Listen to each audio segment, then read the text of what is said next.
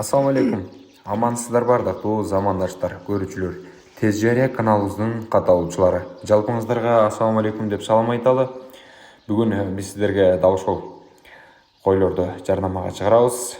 Тагыраагы эттүү, сойгонго дагы, мал катарында колдонгонго дагы аябагандай сонун койлорду жарнама кылабыз.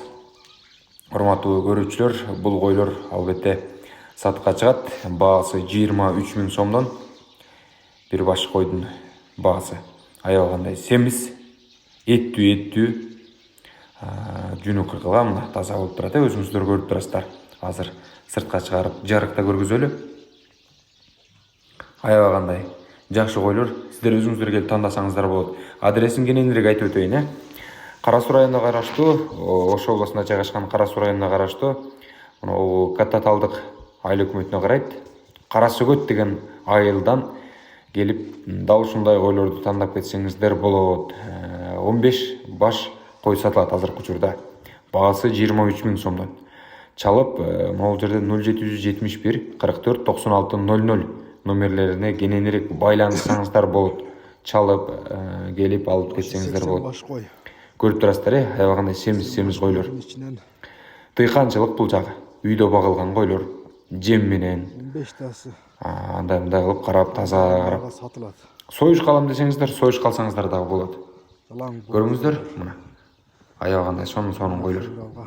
Бул жакта номерди калтырып койдук. Байланышасыздар, келип портерби же болбосо бир даана керек болсо, сөз түрдө телефон номерлерине байланыша алып кетесиздер. Качкан ошо 2 жылдан бери ушул кочкор жүрөт. Жүрөндө.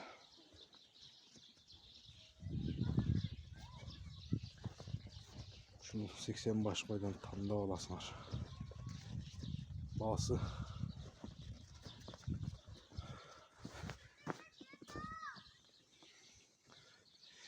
23 000 somdan dedim.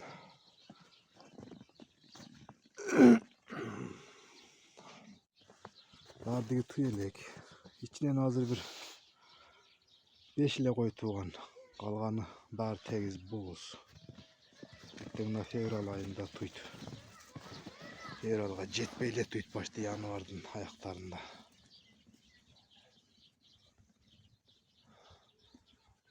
Şu koylardan 15 başı satıladı. Kim alsa gelip tandap görüp alır. Şu koylar. Şu koçkor yürende жүрген.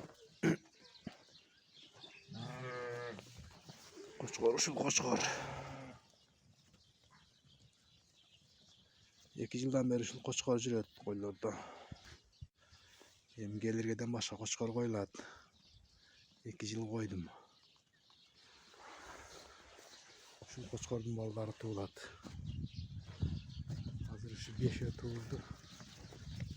5 daha kozu. Şu koçkorun ballarından var.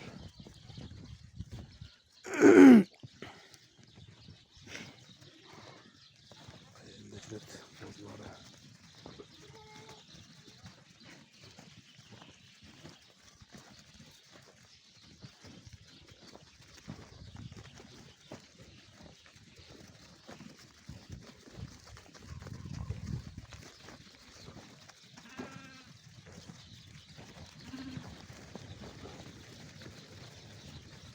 Şu koçkorun baldarım başlar. Bozular şular tuğla başladı.